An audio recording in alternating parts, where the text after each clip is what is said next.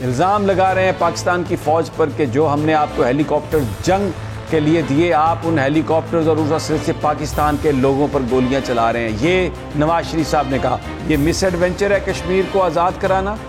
और वो कह रहा है कि मेरी पीठ में, वाजपेयी साहब ठीक कह रहे हैं, मैं भी यही कहता कि मेरी पीठ में छुरा घोंपा और मैं किससे गिला करूं, यानी मैं बेख्तियार हूं, मेरे पास तो कुछ नहीं।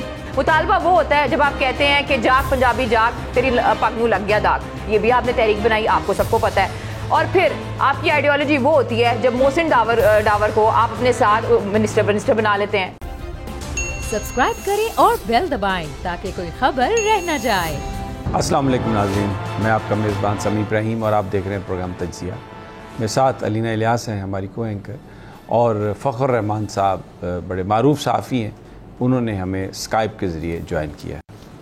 और आज जिस मौजू पर हम गुफ्तगू करेंगे उसके दो हिस्से हैं। एक तो जो बात कही वज़ीर-ए-आज़म, साबिक़ वज़ीर-ए-आज़म इमरान ख़ान ने कल पेशावर में मेरे साथ इंटरव्यू में, उस पर एक बड़ा वावेला, एक उस पर जिस अंदाज़ में मीडिया ने उसको प्रोजेक्ट किया, उसके हिस्से तोड़े, उसके अल्फाज काटे, उसको डिस्टॉर्ट किया, मैं इसे सहाफ़ती बददियानती कहूँगा।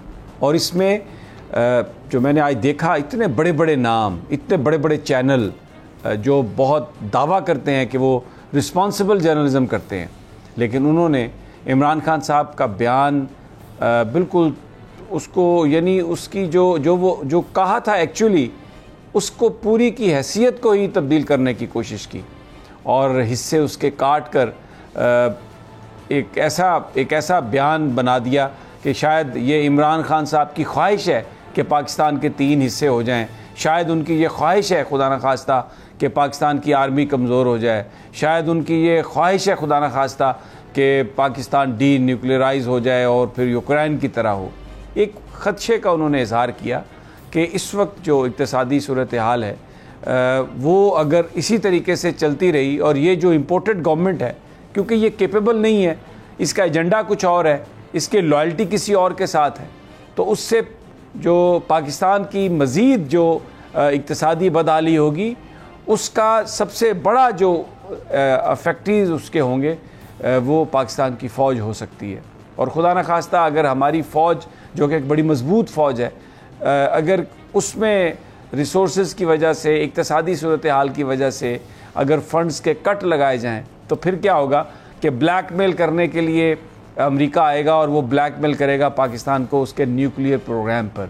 और खुदा न खास्ता अगर न्यूक्लियर प्रोग्राम पर कंप्रोमाइज़ हो गया, तो फिर इसका मतलब ये है कि आने वाले वक्तों में खुदा न खास्ता हमारा हाल कहीं यूक्रेन जैसा ना हो जाए, क्योंकि यूक्रेन में न्यूक्लियर एसेट्स थे, उनके पास न्यूक्लियर कैपेबिलिटी थी, लेकिन जब उसको उन्होंने ख़त्म कर दिया तो अब उसका मुल्क का हाल देखें कि कत्लो गारत है वहाँ पर, और दुनिया कोई उस पर तवज्जो भी नहीं कर रही।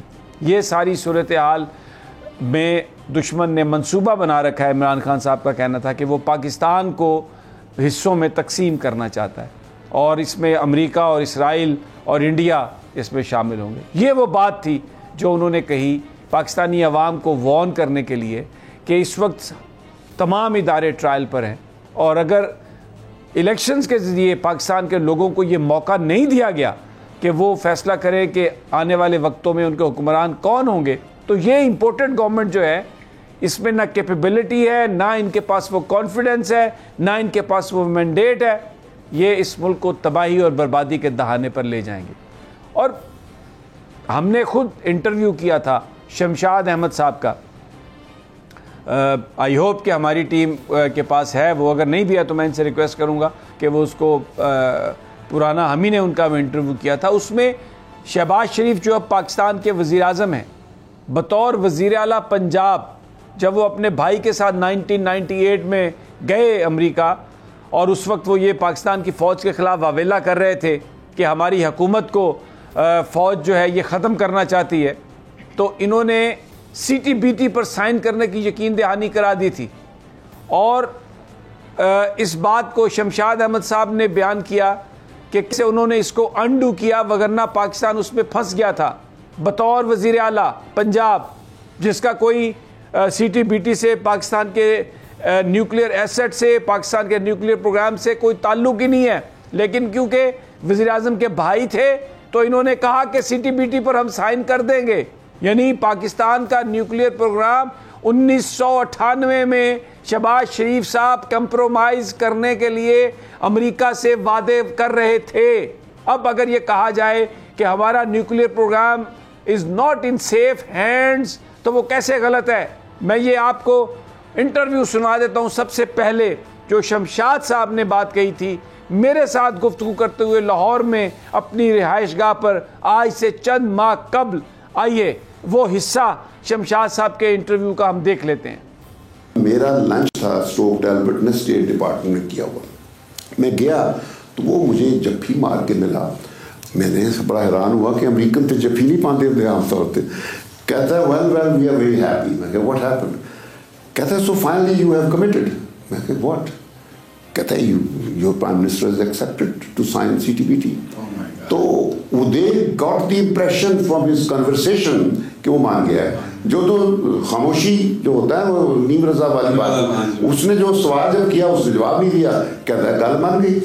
तो मैं कहा नहीं ये तो आदमी, ये तो और लॉजिस्टिक्स का, मैं उसको कहा मैंने कहा ये लॉजिस्टिक्स का मसला था।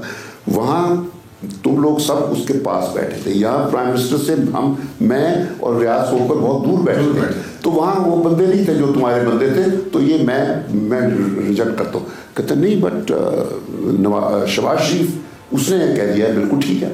मैं कहा हु इज शहबाज शरीफ? कहते ही इज हिज ब्रदर।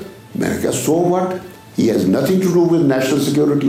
कहता है कि he is chief minister Punjab. मैं कहा Punjab has nothing to do with national security. मैं कहा साथ मेरे इकबाल था नोट, मैंने कहा Iqbal take these notes that I have rejected. इनका ये जो कंटेंशन है कि बिल्कुल नहीं, प्रपोजल तो हाँ कि वो नहीं है, हमने कोई कमिटमेंट नहीं की बस। तो ये इस तरह मैंने उस वक्त जान छुड़ाई पाकिस्तान की, वरना उन्होंने उसको लेके फिर तो निकलना बड़ा मुश्किल हो जाता। वो बुलडोज करने चले थे।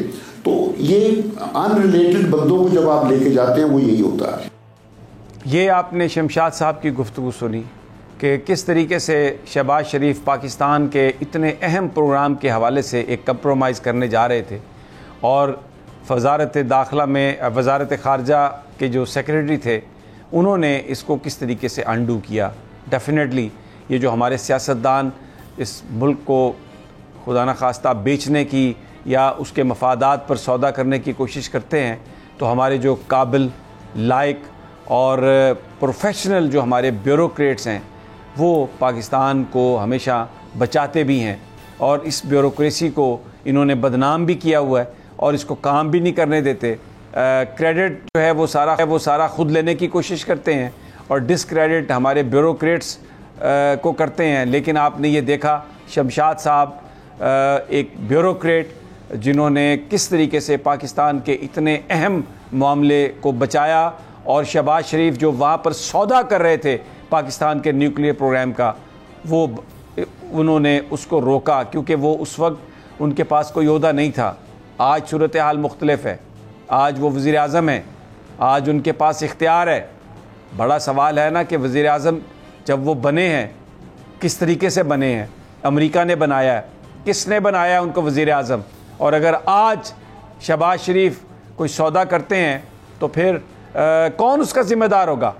न्यूक्लियर प्रोग्राम पाकिस्तान का इस वक्त वज़ीर आज़म शहबाज शरीफ का अगर हम माजी देखते हैं तो एक सवाल उठा सकते हैं कि क्या ये हाथ करने की कोशिश करें तो कौन उन्हें रोक सकता है? ये एक बड़ा सवाल है उनके लिए जो नज़र नहीं आ रहा है। लेकिन इस हुकूमत की सपोर्ट है, चाहे वो पाकिस्तान के अंदर हैं चाहे वो पाकिस्तान के बाहर हैं। और जो शहबाज शरीफ साहब ने काम शुरू कर दिया है, मैं इसी मौजू पर आगे चलूँगा, लेकिन एक तस्वीर आपको छोटी सी दिखाना। सलमान शहबाज साहब का क्या ताल्लुक़ है पाकिस्तान के मामलात से? क्या वो पाकिस्तान के ओहदेदार हैं? क्या वो पाकिस्तान के कोई ऑफिशियल हैं? वो टर्की में किस हैसियत से इन खानों में शरीक हैं? और उन पर इल्ज़ाम है कि वो फेस हैं इनका, शहबाज शरीफ साहब का फ्रंट मैन है, किक बैक्स, पैसे। और ये कह रहे हैं शहबाज शरीफ के मैं यहाँ पर तुर्की में मैं सौदों पर दस्तखत कर रहा हूँ, एग्रीमेंट साइन कर रहा हूँ। तो ये सलमान शहबाज साहब कमीशन तय करने के लिए आए हैं वहाँ पर? सवाल है मेरा, ये किस लिए आए हैं?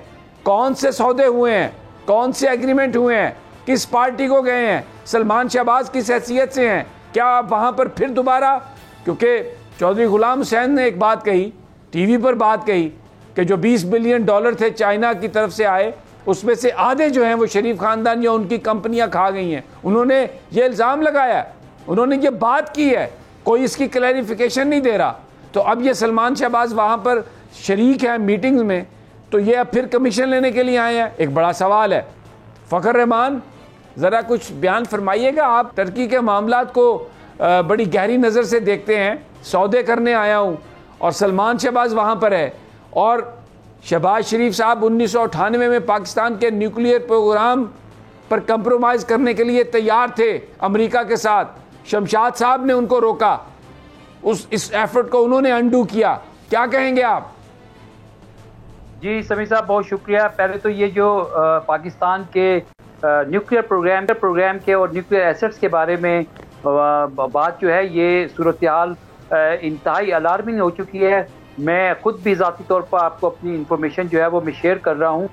जो 1995 में CTBT comprehensive trust band treaty जो थी, इसको लाया गया था। इसका बुनियादी मकसद यही था कि किसी तरह से पाकिस्तान को घेरे में लेकर पाकिस्तान से इस दस्तावेज़ के ऊपर दस्तखत करवा लिए जाएं, ताकि पाकिस्तान जोहरी टेस्ट जो हैं, यानी कि न्यूक्लियर टेस्ट जो हैं, वो किसी तरह से ना कर सके।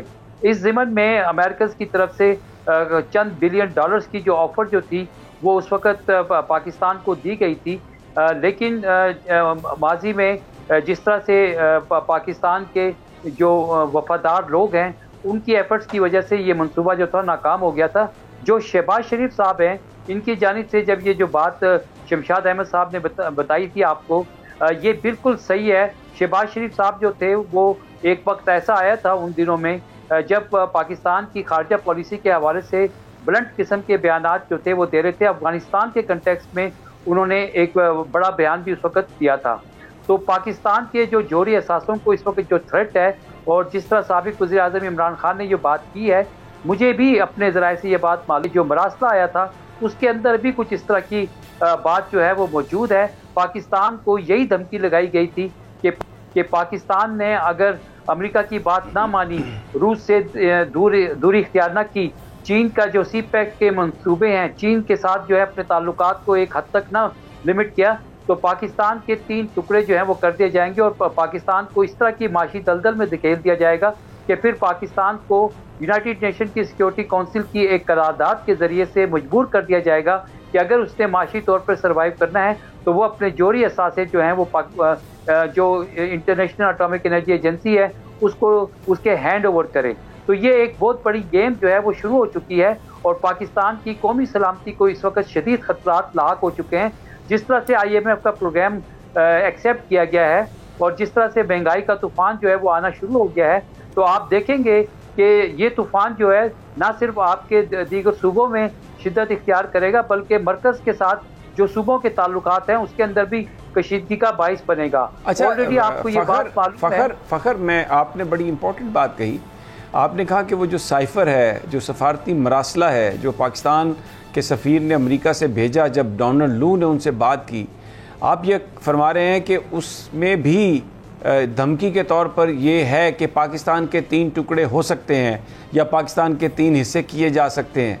तो इसका मतलब है कि इमरान खान साहब ने क्योंकि जो बात कही कि मुझे इल्म है कि मंसूबा क्या है अमेरिका का, भारत का, इसराइल का पाकिस्तान के हवाले से, कि पाकिस्तान को इक़्तिसादी तौर पर कमज़ोर करना, पाकिस्तान की फ़ौज को कमज़ोर करना, पाकिस्तान के न्यूक्लियर एसेट्स पर काबू हासिल करना और फिर उसके बाद पाकिस्तान के हिस्से कर देना 3। तो इमरान खान साहब ये जो बात कह रहे थे कि उन्हें पता है कि दुश्मन की प्लानिंग क्या है, दुश्मन की साजिश क्या हो सकती है, तो फिर क्योंकि वो मरासला उन्होंने तो देखा, हम पाकिस्तानी कौम ने नहीं देखा, लेकिन उन्होंने तो वो मरासला देखा, तो इसका मतलब तो ये है कि ये बहुत अहम हो गया है कि जो सदर मुमलिकत ने चीफ जस्टिस ऑफ पाकिस्तान को जो ख़त लिखा जिसमें कहा गया कि इस मरासले को फर्दर इसकी तहकीकात के लिए आप एक कमीशन बनाएं, वो तो चीफ जस्टिस साहब को फौरी तौर पर बना देना चाहिए। इसलिए कि अगर एक पूरी प्लानिंग का जिक्र है उस साइफर में, पूरा वो थ्रेट मौजूद है कि पाकिस्तान के साथ क्या किया जाएगा, तो पाकिस्तान के जो लोग हैं उनका ये राइट बनता है कि उन्हें इस बात से आगाह किया जाए। ये तो चीफ जस्टिस उमर अता बंदयाल साहब को फौरी तौर पर जो सदर पाकिस्तान ने उनको मरासला लिखा है उस पर ये इसके लिए एक जुडिशल कमीशन बनाना चाहिए। फ़खर रहमान जी समीम इब्राहिम साहब, बिल्कुल ये बात आप बिल्कुल दुरुस्त कह रहे हैं। सबसे पहले तो मैं आपको ये क्रेडिट दूंगा और ये मैं आपकी कोई चेहरे मुंह पे जो है मैं तारीफ नहीं कर रहा हूँ। ये इंटरव्यू ऑफ द सेंचुरी आपने किया है और ये बहुत अहम इंटरव्यू आपने किया है। चीफ जस्टिस ऑफ पाकिस्तान के पास मरासला काफ़ी दिनों से पहुँच चुका है।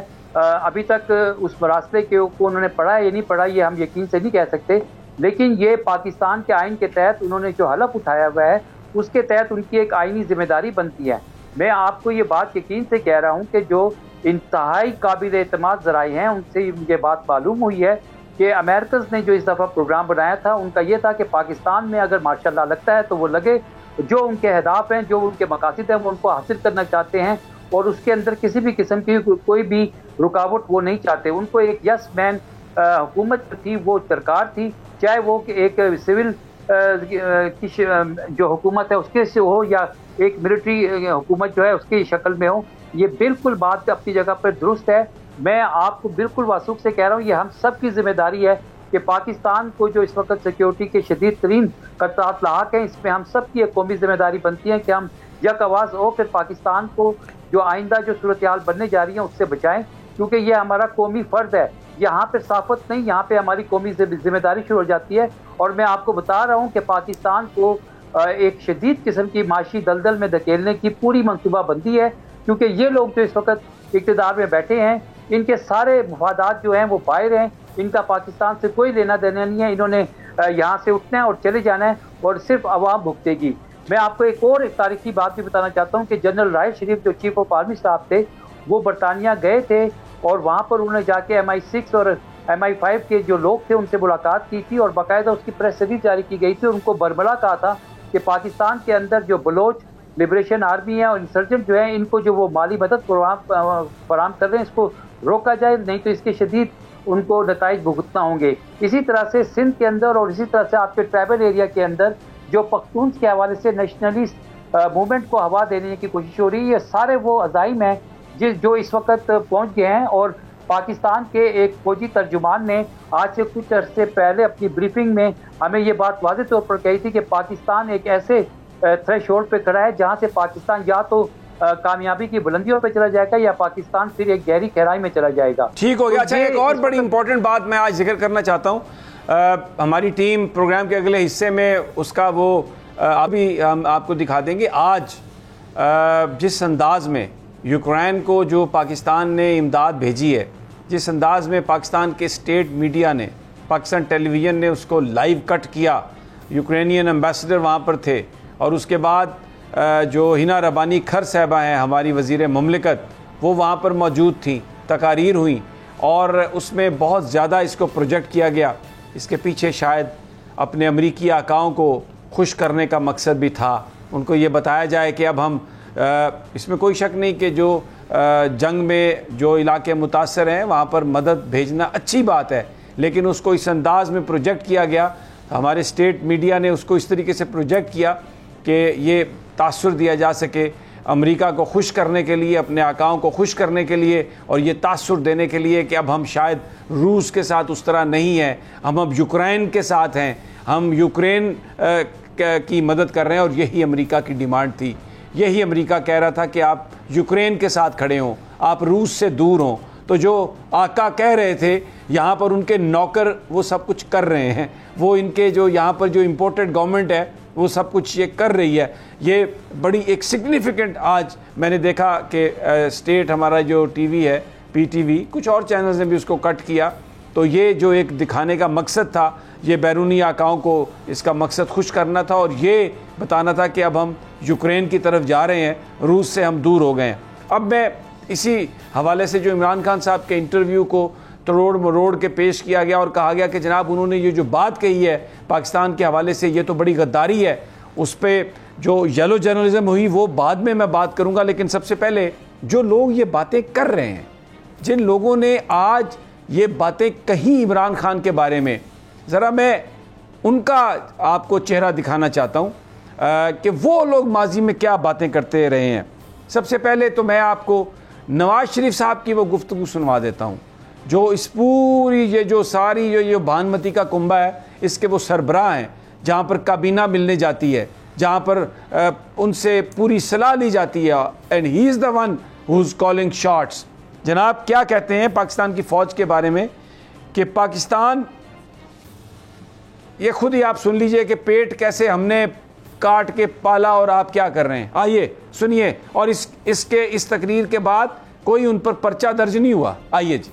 इल्ज़ाम लगा रहे हैं पाकिस्तान की फ़ौज पर कि जो हमने आपको हेलीकॉप्टर जंग के लिए दिए, आप उन हेलीकॉप्टर्स और उस असले से पाकिस्तान के लोगों पर गोलियां चला रहे हैं। ये नवाज शरीफ साहब ने कहा। एक और नवाज शरीफ साहब की गुफ्तगू है कि इस तरह के सलूक लीडरों को बागी बनाते हैं, और शेख मुजीबुर रहमान एक बागी नहीं था। ये भी पाकिस्तानी फ़ौज को सुना रहे हैं, जो आज इमरान खान के उस बयान पर तनकीद कर रहे हैं जो उन्होंने कौम की आंखें खोलने के लिए, जो खदशात हैं, जो साजिश है, जब उन्होंने साजिश का जिक्र किया तो ये जो तनकीद कर रहे हैं, ये मैं उनके बयानात आपको सुना रहा हूँ। सुनवाइए जी ये बयान भी ज़रा।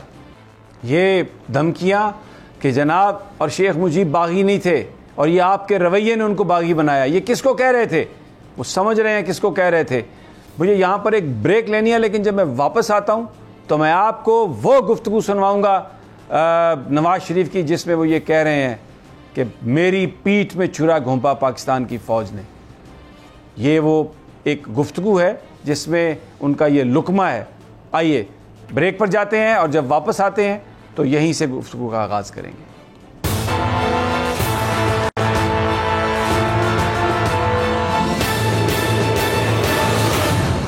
वेलकम बैक नाजरीन। हम बात कर रहे हैं इमरान खान साहब के उस इंटरव्यू की जिसमें उन्होंने पाकिस्तान को दरपेश खदशात का, जो इस वक्त ख़तरे हैं, उनको उन्होंने उसका इजहार किया, और उनके जो खदशे थे कि खुदा न खास्ता पाकिस्तान को नुकसान ना हो जाए अगर ये सूरत हाल चलती रही और ये दुश्मनों का मंसूबा हो सकता है, उस पर उन पर बड़ी तनकीद और बड़ी एक कैंपेन, स्पॉन्सर्ड कैंपेन, और उन लोगों की तरफ से जो पाकिस्तान के इदारों पर मुतअद्दिद बार हमला कर चुके हैं और इस किस्म के बयानात दे चुके हैं वेनमस। इस तरीके से उन्होंने कैंपेन की अपने अपने अदवार में, और आज भी वो उस कैंपेन में इस तरह की नज़र आते हैं। लेकिन मुतालबा उनका ये है कि इमरान खान के ख़िलाफ़ पर्चा दर्ज किया जाए। सवाल ये है कि जो लोग आज हुक्मरान हैं, जिस तरह वो पाकिस्तान की फ़ौज इदारों पर और पाकिस्तान के जो स्ट्रेटेजिक डिसीजंस थे उन पर जो तनकीद करते रहे हैं, उनको किस तरह पाकिस्तान का हुक्मरान दोबारा बना दिया गया। जिन लोगों ने उन्हें दोबारा हुक्मरान बनाया, क्या उनसे कोई पूछ गिछ करने वाला नहीं है? क्या उनसे कोई सवाल करने वाला नहीं है? क्या वो किसी के आगे अकाउंटेबल नहीं है? क्या वो मुतलकुल अनान है? क्या उनकी जो ताकत है, जो कुव्वत है, वो कोई चैलेंज नहीं कर सकता, चाहे वो गलत करें चाहे वो सही करें? मैं अब नवाज शरीफ साहब का वो शॉट सुनवाता हूँ जो कारगिल के मौके पर उन्होंने वाजपेयी के हवाले से बात की। गौर से उनके अल्फाज को सुनिएगा और फिर इसके बाद मैं अगली बात आपसे करता हूँ। I am speechless. ये वो लोग जो पाकिस्तान की फ़ौज को इस तरह से बदनाम करते रहे और हमारे उन स्ट्रेटेजिक डिसीजंस को, जो शायद अगर सियासतदानों की हमायत शामिल होती, सियासी हुकूमत अगर थोड़ा सा उसमें हिम्मत ताकत होती, चंद घंटे और रुक जाते, तो शायद आज श्रीनगर में जो जुल्म हो रहा है भारतीय फ़ौज के हाथों, वो जुल्म ना होता। शायद कश्मीरियों की जो एट्रॉसिटीज़ हैं वो ख़त्म हो चुकी होती। लेकिन ये तो अपने अमरीकी आकाओं को खुश करने के लिए ये कह रहे थे कि जी बिल्कुल वाजपेयी साहब ठीक कह रहे हैं, मैं भी यही कहता, पाकिस्तान की फ़ौज ने छुरा घोंप दिया पीठ में। मिस एडवेंचर, यानी वो जो शहादतें और वो जो वाक़यात, उसको मिस एडवेंचर वो कह रहे थे। बहरहाल ये मेरा सवाल उन्हीं से है जिनका मैंने जिक्र किया कि इस ख़ानदान को आपने पाकिस्तान सौंप दिया। एक छोटा भाई CTBT पर साइन करने के लिए बेताब फिर रहा है और दूसरा भाई कह रहा है कि ये मिस एडवेंचर है कश्मीर को आज़ाद कराना, और वो कह रहा है कि मेरी पीठ में वाजपेयी साहब ठीक कह रहे हैं। मैं भी यही कहता कि मेरी पीठ में छुरा घोंपा और मैं किससे गिला करूं, यानी मैं बेख्तियार हूं, मेरे पास तो कुछ नहीं, लेकिन फिर भी आपने इनको बनाया हुक्मरान, अभी बना दिया हुक्मरान इन सबको। और आप कहते हैं कि इमरान खान गद्दार है जो कहता है कि मेरी जान चली जाए लेकिन मैं अपने मुल्क के शहरियों को कभी उनका मैं सर नहीं झुकने दूंगा। और ललकारा उसने उन लोगों को जो इस दुनिया में हुक्मरानी करते हैं। जरदारी साहब वो भी इस इत्तेहाद का हिस्सा हैं, क्या फरमाते रहे हैं वो पाकिस्तान की फ़ौज के हवाले से, आइए ज़रा उनको भी सुन लेते हैं। ये तो आपकी ईंट से ईंट बजा देने की बात कर रहे हैं, ये तो कह रहे हैं कि अब दोबारा मैं ना सुनूं, क्या आप ये बात कर रहे हैं।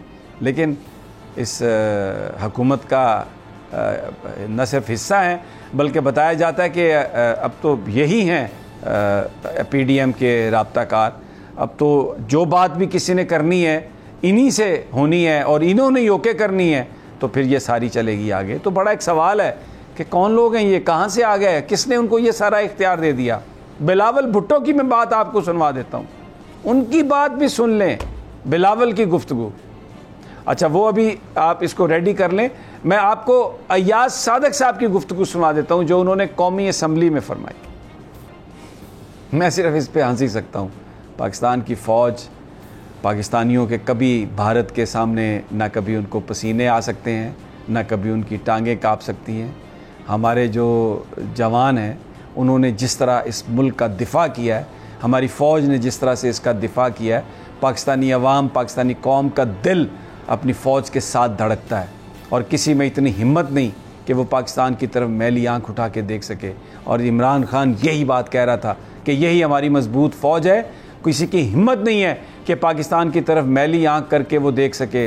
लेकिन अगर इन इम्पोर्टेड हुक्मरानों को आपने इजाज़त दे दी और ये बैठे रहे तो ये पाकिस्तान की इक्तिसादी सूरत हाल को इस तरह तबाह व बर्बाद कर देंगे कि हमारी फ़ौज हिट हो सकती है। और खुदा न खास्ता अगर फ़ंड्स की अदम दस्तयाबी की वजह से हमारी फ़ौज को कोई किसी तरह से कमज़ोरी आई तो फिर ये पाकिस्तान का रहना बचना एक बहुत बड़ा एक चैलेंज बन जाएगा और हमारे न्यूक्लियर प्रोग्राम पर ब्लैकमेलिंग करने का एक अंदेशा मौजूद है। और फिर जो दुश्मन ने मंसूबा बना रखा है कि 3 हिस्सों में वो पाकिस्तान को तकसीम कर सकते हैं, ये जनाब ये वो बातें कर रहे थे। अच्छा अब मैं आपको एक शॉर्ट सुनवाता हूँ, एक गुफ्तगू, एक तकरीर का हिस्सा जो कोयटा में की गई, आज़ाद बलूचिस्तान की बात की गई, जहाँ पे ये सारे लोग जो अब इस वक्त हुक्मरान हैं अपने आप को कहते हैं कि हम बड़े ज़बरदस्त पाकिस्तानी हैं। इनकी मक्कारी, इनकी अय्यारी, इनकी मुनाफिकत आपके सामने अय्यां हो जाएगी। आइए कोयटा के जलसे में अवैस नूरानी साहब क्या फरमा रहे हैं बलूचिस्तान के बारे में, जिसकी किसी ने कभी कोई तरदीद नहीं की और उन पर कभी कोई तनकीद नहीं की और अभी भी वो इनका हिस्सा हैं। आइए सुन लें ज़रा। आज़ाद बलूचिस्तान का मुतालबा करने वाले, पाकिस्तान के हिस्से करने वाले, उसका यानी तौबा ये सोचना भी अल्लाह ताला ये कभी ऐसा नहीं हो सकता इंशाअल्लाह ताला। लेकिन ये उनके स्टेज पर खड़े होकर आज़ाद बलूचिस्तान की बात कर रहे हैं जिनको आपने पाकिस्तान की हुक्मरानी दे दी। और अब क्योंकि मुझे ब्रेक पर जाना है, लेकिन परवेज़ रशीद साहब के जो पर्ल्स ऑफ विजडम हैं मैं चाहता हूँ कि वो भी ज़रा आप सुन लें। क्या ठीक किया नवाज शरीफ ने इस पाकिस्तान को और क्या बर्बाद किया इसको पाकिस्तान के जर्नैलों ने, ये सवाल मैं आपके लिए छोड़े जा रहा हूँ ब्रेक पर जाने से पहले। और उन लोगों से जिन्होंने इन लोगों को दोबारा हुक्मरानी दी है, अपना दिल थाम के रखिएगा। मैं वापस आता हूँ तो और बहुत कुछ आपको सुनाता हूँ जिससे आपको अंदाज़ा होगा कि इस वक्त इस वतन अज़ीज़ में हो क्या रहा है। हमारे साथ ही रहिए।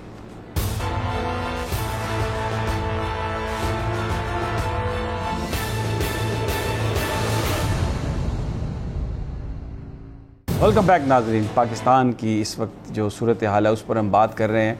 कौन पाकिस्तान का दुश्मन है, कौन पाकिस्तान के इदारों का दुश्मन है, किसने माजी में क्या किया, उस पर हम नज़र डाल रहे हैं ये असेस करने के लिए कि आज जो लोग पोजीशंस ले रहे हैं माजी में उनकी क्या पोजीशंस थी और अब जो वो बात कर रहे हैं क्या वो उसमें मुखलिस हैं, क्या वो उसमें सिंसियर हैं।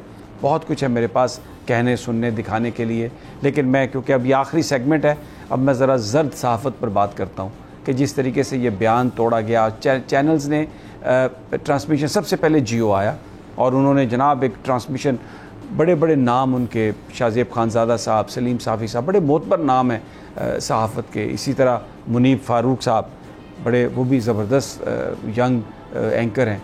और मैंने देखा शाहजेब खानज़ादा बड़े वैलिड वो सवाल कर रहे थे, अगर जो वो बयान कर रहे थे अगर वो सच होता तो ऐसा नहीं था। मैं आपको बता चुका हूँ, इंटरव्यू तो इमरान खान साहब का मैंने किया, वो डिस्टॉर्ट करके पेश किया गया। लेकिन जियो की अपनी क्या क्रेडिबिलिटी है, जियो की अपनी क्या स्टैंडिंग रही है, मैं नहीं कह रहा। उनके सबसे बड़े इत्तेहादी हलीफ जिसकी हमायत मोहब्बत में नून लीग की वो मरे जा रहे हैं, ख्वाजा आसिफ साहब की गुफ्तगू जियो के बारे में, मैं ये मेरा कोई लेना देना नहीं है इससे। आइए आपको सुनवाते हैं, ताकि ये मैं उनको आईना दिखा रहा हूँ ताकि वो अपना चेहरा देख लें कितने मुहिब्बे वतन हैं, और ये जो आपके साथी हैं आपके बारे में क्या कह रहे थे। चलाइए जी ख्वाजा आसिफ साहब को, जो वज़ीर दिफा वज़ीर ख़ारजा भी रहे पाकिस्तान के। फुल रिस्पॉन्सिबिलिटी वो कह रहे हैं, आई टेक फुल रिस्पॉन्सिबिलिटी, मैंने लिखा है ये वतन दुश्मन है, मुल्क दुश्मन है, हमारे जो मुल्की इदारे हैं उनके पर्सनल की ज़िंदगी को ख़तरे में डालते हैं और पाकिस्तान के दुश्मन हैं, 15 दिन के लिए बंद हुए।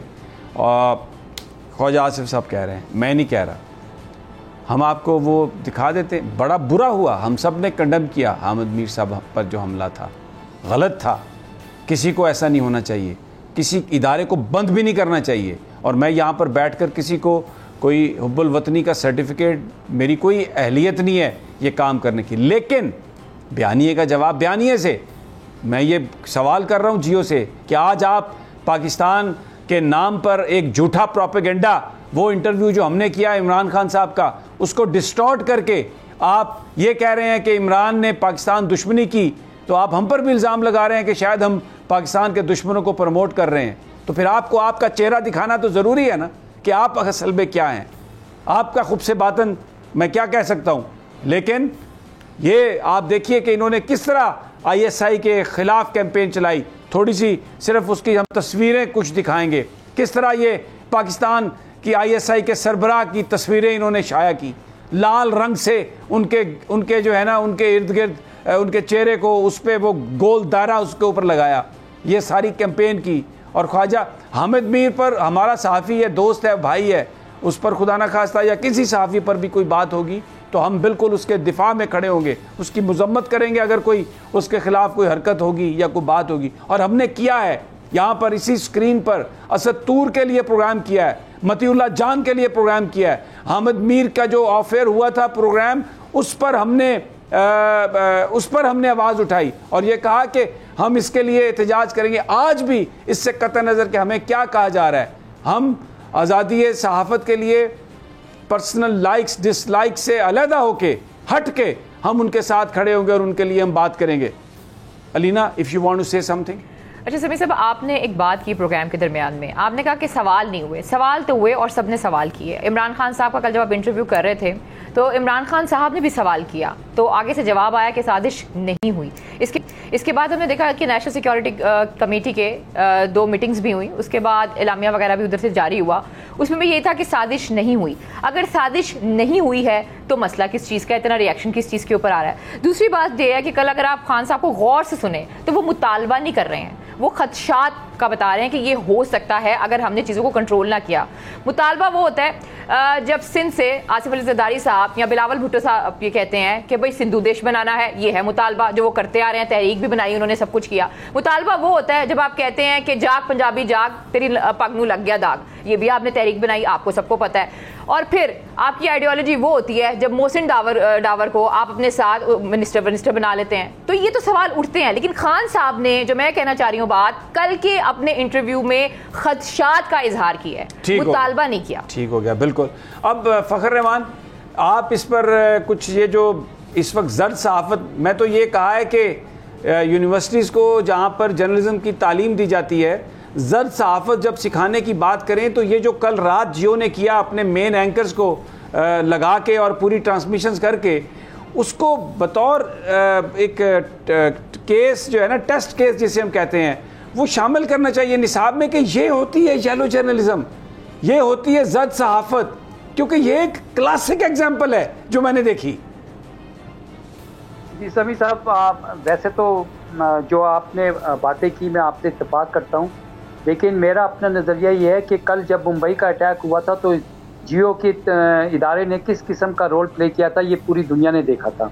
इसी तरह से आप देखें कि कुलभूषण नहीं, आप जरा थोड़ी सी जरा वजाहत से बयान कर दें, वो जो देहात था वो क्या था, वो उसका वो जो वहां पर पकड़ा गया था और जो एक प्रोपेगेंडा कैंपेन थी उसमें रोल क्या था जियो का? जी देखें ना, जियो ने जो रोल प्ले किया था उसमें वो सारा पाकिस्तान के अंदर जो है वो कहाँ का रिहायशी था और क्या कुछ नहीं था, वो सारा कुछ झूठ सच जो भी था वो बयान कर दिया था। ये वो कर दिया था और वो तो ऐसे लग रही थी कि रॉ की एक यहाँ पर कोई हीरो खुला हुआ है जिसके तहत जो है वो पाकिस्तान के अंदर अपनी कार्रवाइयाँ करवा रहे हैं। कुलभूषण यादव के मामले को अगर आप देख लें तो यही नून लीग की क़यादत थी, कभी कंडेम नहीं किया। इसी तरह से जिस तरह आपका जो इंटरव्यू है, बजाय इसको पॉजिटिवली लेने के उसको डिस्टोर्ट करने का मकसद ही ये है कि जियो और इसी तरह के दीगर जो सहाफ़ी हैं और जो इदारे हैं वो सब इस साजिश का हिस्सा हैं जो पाकिस्तान के खिलाफ इस वक्त बुनी गई है और वो मिलकर अमेरिका के लिए जो है वो रोल प्ले कर रहे हैं। मैं आपको वाज़े तौर पर कह रहा हूँ, पाकिस्तान को धमकी दी गई है कि अगर आप हमारी बातें नहीं मानी तो यूक्रेन से बुरा आपका हाल होगा। बिल्कुल बिल्कुल। अच्छा, अब इमरान खान साहब ने आज ऐलान किया मुस्तकबिल की अपनी पॉलिसी का, क्या उन्होंने कहा कि वो क्या करेंगे? आज शांगला में जलसा था, शांगला की तारीख का कहा जाता है कि शांगला की, और ये अमीर मकाम का घर है वहाँ पर, तो वहाँ पर जो उन्होंने जलसा किया वो कह रहे हैं कि जो वो मरियम नवाज़ वहाँ पर आई थी वो तो वो एक छोटी सी जलसी की भी बच्ची थी इसके मुकाबले में जो आज एक बड़ा जलसा था। तो वो वहाँ पर उन्होंने कहा अपने मुस्तकबिल की जो स्ट्रेटजी के हवाले से, आइए सुनते हैं क्या उन्होंने कहा कि वो क्या करेंगे। खान साहब, परसों जलसा है दीर में, सुप्रीम कोर्ट ऑफ पाकिस्तान का फैसला आ चुका है, एक पिटीशन भी गई है वहाँ पर, पुरअमन एहतजाज करना चाहते हैं, उसके लिए जगह लेना चाहते हैं, फैमिलीज़ को लाना चाहते हैं। हमें भी उन्होंने पेशावर में ये कहा कि ये मनाजर देखें, ये शांगला का जलसा है और ये आज की जो सारा दिन की जो कैंपेन है उसका जवाब है। जो जर्द सहाफ़त आज हुई है, जो इतना इन्होंने सारे जो इतने बड़े बड़े इश्तिहार दिए थे तुर्की के दौरे से कबल करोड़ों रुपए के, उसका नमक जो है वो वसूल किया इन्होंने। तो ये उसका जवाब पाकिस्तान के लोगों ने, शांगला के लोगों ने ये दिया कि जनाब तुसी ते तुहाडा प्रोपेगेंडा हो पिया है, हम तो खान के साथ हैं। और खान ने ये कह दिया है कि मैं दीर में ऐलान करूँगा कि अब मैंने आगे क्या करना है।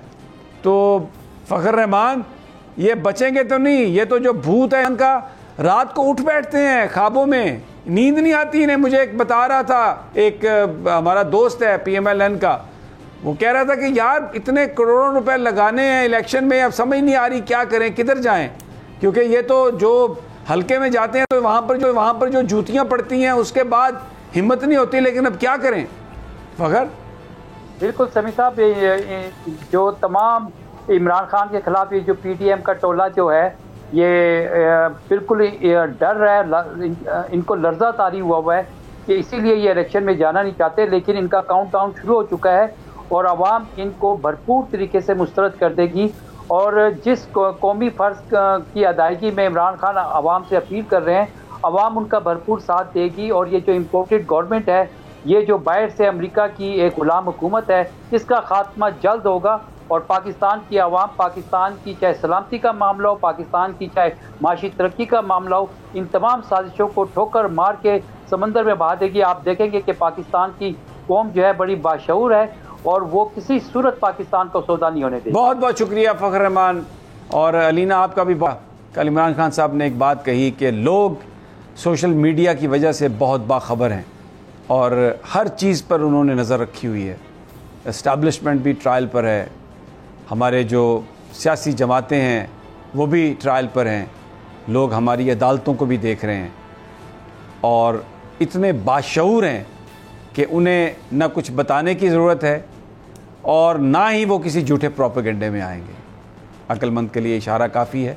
अपनी गलतियों का तदारक कीजिए तो सूरत हाल से निकल सकेंगे, वगरना ये जो एक आवाम का समंदर है यह न जाने फिर क्या करेगा।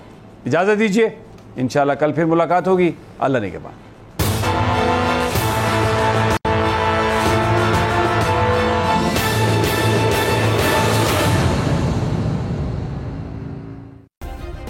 सब्सक्राइब करें और बेल दबाएं ताकि कोई खबर रह न जाए।